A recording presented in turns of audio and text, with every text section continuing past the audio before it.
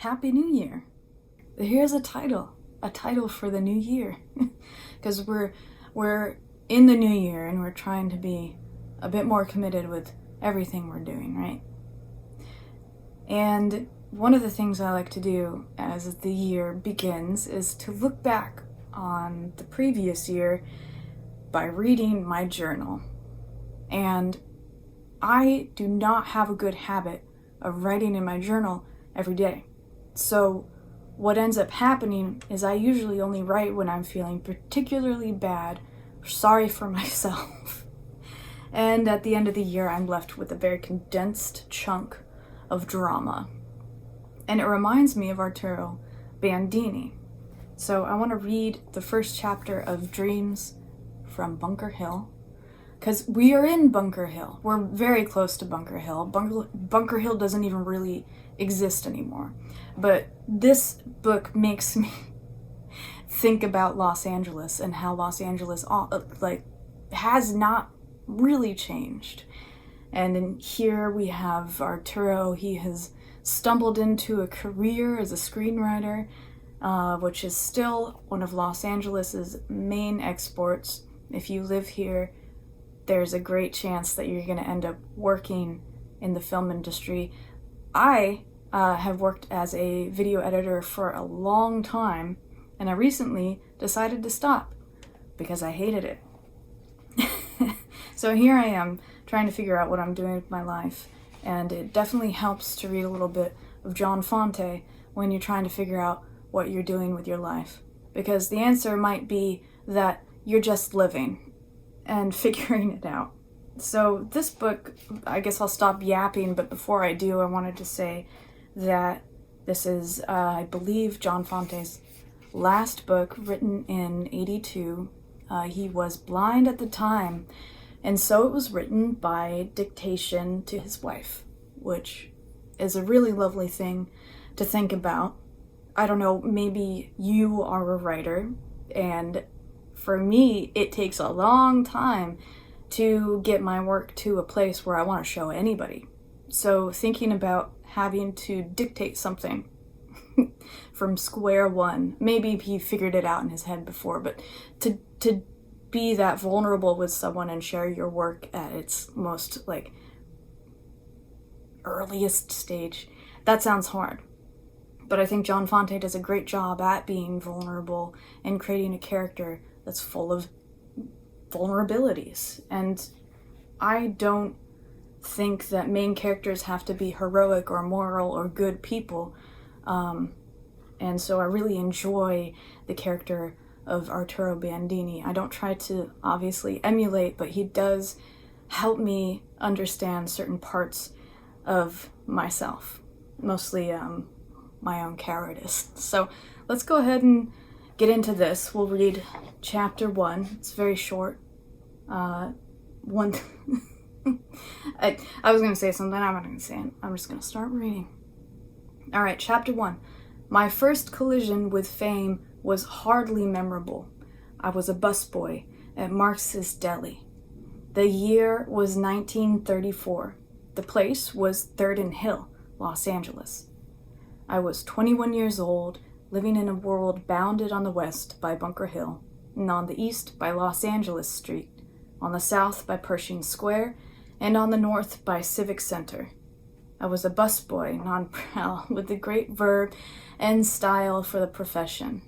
And though I was dreadfully underpaid, $1 a day plus meals, I attracted considerable attention as I whirled from table to table, balancing a tray on one hand and eliciting smiles from my customers. I had something else besides a waiter's skill to offer my patrons, for I was also a writer.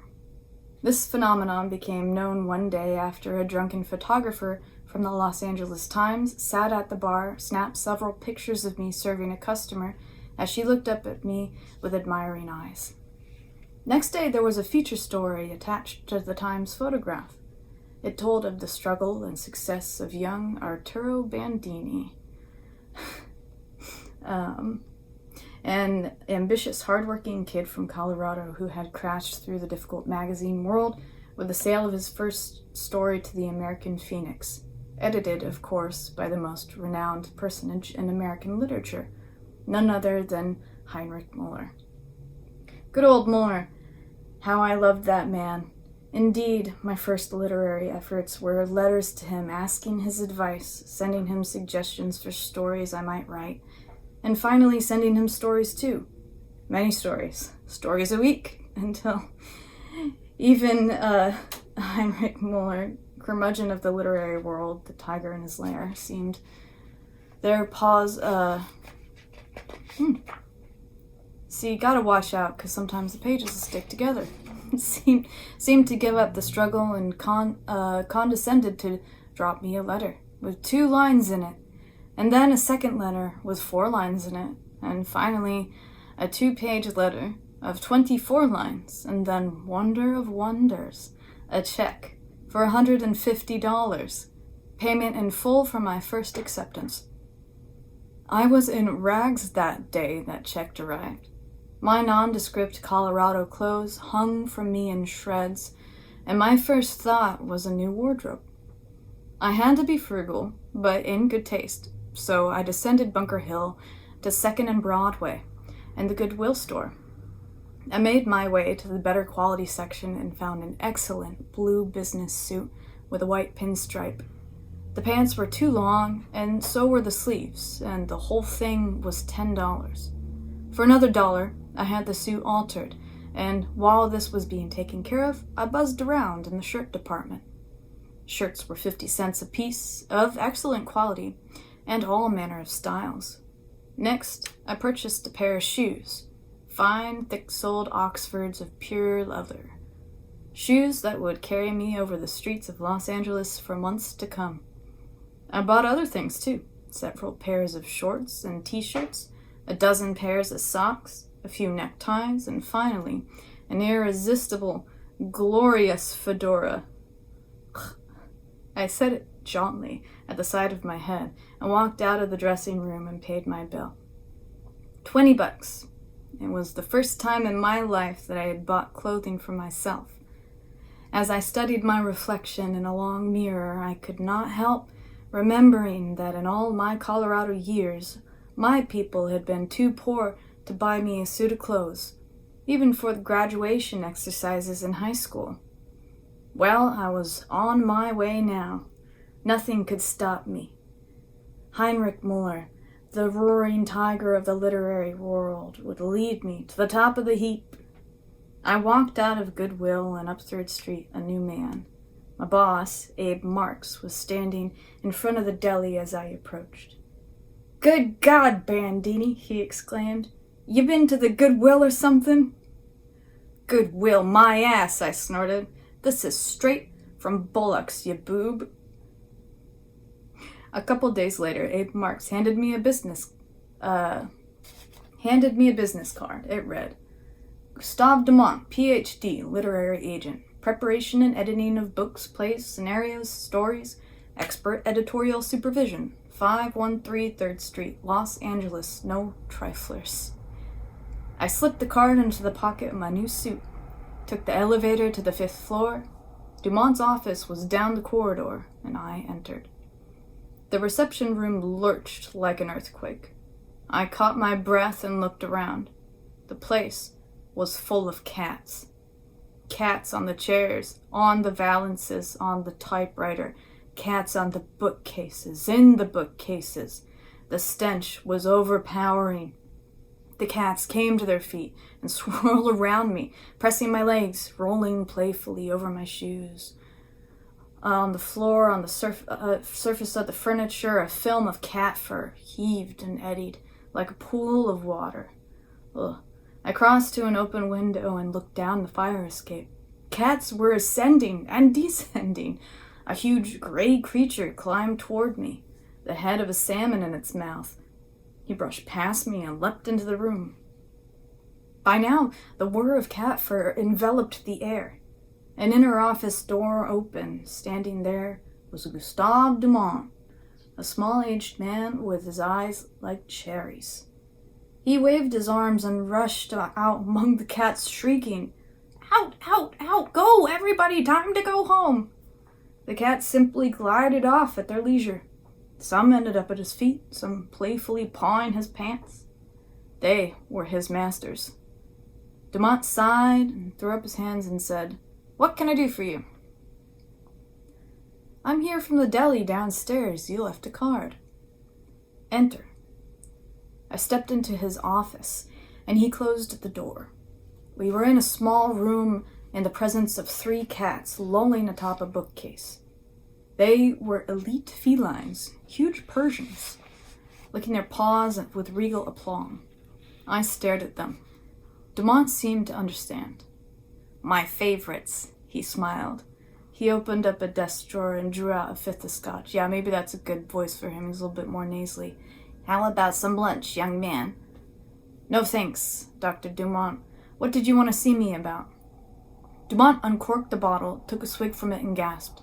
"I read your story. You're a good writer. You shouldn't be slinging hash. You belong in a more amendable surroundings." Dumont took another swig. "You want a job?" I looked at all these cats. "Maybe. What you got in mind?" "I need an editor." I smelled the pungency of all those cats. I'm not sure I could take it. "You mean the cats? I'll take care of that." I thought a minute. "Well, what is it you want me to edit?" He hit the bottle again. "Novels, short stories, whatever comes in." I hesitated. "Can I see the stuff?" His fist came down on a pile of manuscripts. "Help yourself." I lifted off the top manuscript. It was a short story written by a certain Jennifer Lovelace, entitled Passion at Dawn. I groaned. Dumont took another swig. "It's awful," he said. "They're all awful. I can't read them anymore. It's the worst writing I ever saw. But there's money in it if you got the stomach. The worse they are, the more you charge." By now, the whole front of my new suit was coated with cat fur. My nose itched, and I felt a sneeze coming, and I choked it back. "What's the job pay?" $5 a week." "Hell, that's only $1 a day." Nothing to it. I snatched the bottle and took a swig. It scorched my throat. It tasted like cat piss. $10 a week or no deal." Dumont shoved out his fist. "Shake," he said. "You start Monday." Monday morning, I reported for work at 9 o'clock. The cats were gone. The window was closed. The reception room had been refurbished. There was a desk for me beside the window. Everything was clean and dusted. Not a single strand of cat fur clung to my finger when I rubbed it against the windowsill. I sniffed the air. The urine was still potent, but masked by a powerful fumigant. There was another odor, too, cat repellent. I sat down at the desk and pulled out the typewriter. It was an ancient Underwood. I rolled a sheet of paper under the I'm so sorry. Please forgive me. I don't know how to say this word, but it's part of a typewriter. I rolled a sheet of paper under the platen and experimented with the keyboard. The machine functioned like a rusty lawnmower. Suddenly I was dissatisfied. There was something about this job that made me apprehensive. Why should I work on somebody else's product? Why wasn't I in my room writing my own stuff? What would Heinrich Muller do in a case like this? Surely I was a fool. The door opened, and there was Dumont.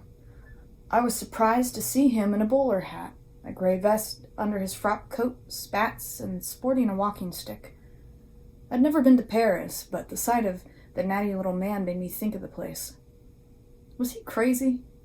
Suddenly, I thought he was. "Good morning," he said. "How do you like your quarters?" "What happened to the cats?" "The fumigant," he said. "It drives them off. Don't worry. I know cats. They won't be back." He hung his hat and cane on a couple of door hooks. Then he pulled up a chair and we sat side by side at the desk.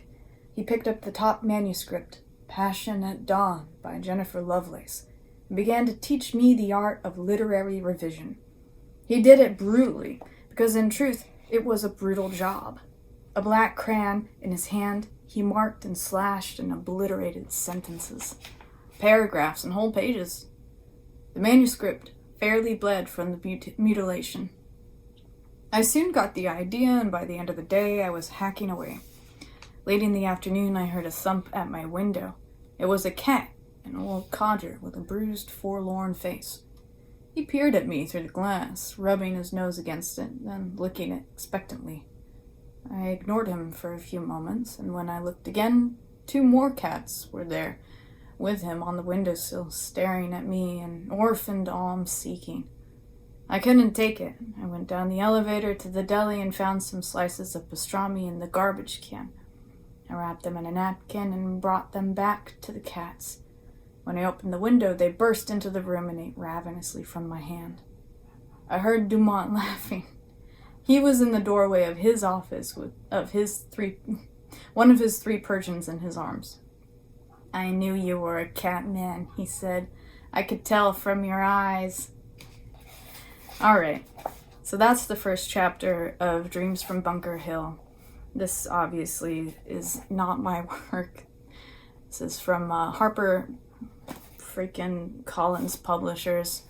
Go buy the book, read it yourself, or just go get it for free from the library. It's a wonderful read. You could probably read it in 2 or 3 baths. I hope you guys have a wonderful new year. I'll see you next time, and keep on dreaming from wherever you are.